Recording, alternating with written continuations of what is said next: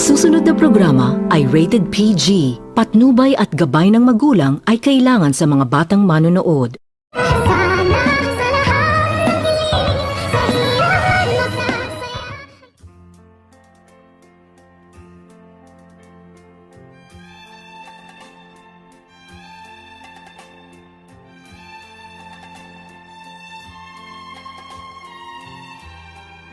Nanggigiliiti ito ng galit itong si Lynette sa katotohanan na kanyang nalalaman na nakita nito ni Lynette sa kanyang dalawang mga mata kung paano nito pinukpok ni Dr. Carlos itong si Dr. Tanyag, kung kaya't nang makita nito ni Lynette itong si Dr. Carlos na pumunta sa kanilang pamamahay, nidali nitong sinalubong ni Lynette at hindi nito napigilan ni Lynette ang kanyang sarili at agad nitong sinumbatan ni Lynette itong si Dr. Carlos at sinabihan na lumabas rin umano ang totoong kulay ni Dr. Carlos.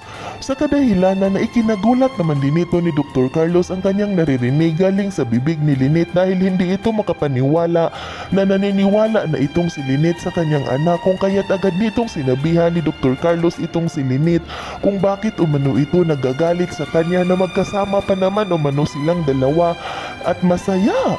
At dito, hindi na ito nagpatimpok-timpok pa itong si Lynette at sinabihan nito ni Lynette itong si Dr. Carlos na nakita na umano nito ni Lynette ang ebidensya na daladala ng kanyang anak at kitang-kita umano nito ni Lynette sa kanyang dalawang mga mata kung paano umano nito sinasaktan ni Dr. Carlos itong si Dr. Tanyag.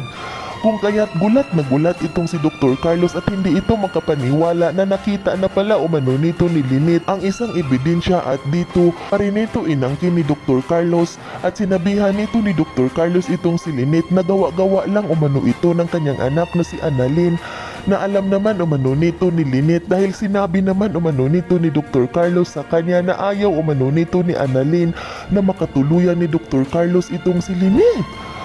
Ngunit agad naman din itong sinagot ni Lynette itong si Dr. Carlos na hindi na umano ito maniniwala pa sa kanya at ang kanyang anak na lamang umano ang paniniwalaan ni Lynette dahil siya umano ang nagsasabi ng totoo at hindi na umano nito kilala ni Lynette itong si Dr. Carlos na kanyang kaharap ngayon dahil hindi na umano itong si Dr. Carlos ang kanyang nakilala noon dahil ang Dr. Carlos umano na kanyang nakilala noon na isa umano itong mabuting tao, ngunit ang Carlos umano na kanyang kaharap ngayon ay isa na umano itong kriminal na tao. Yan ay ating aabangan sa susunod pa na pangyayari sa kaganapang ito ng abot kamay na pangarap. Huwag mong kalimutang isubscribe at i-hit ang notification bell ng aking channel.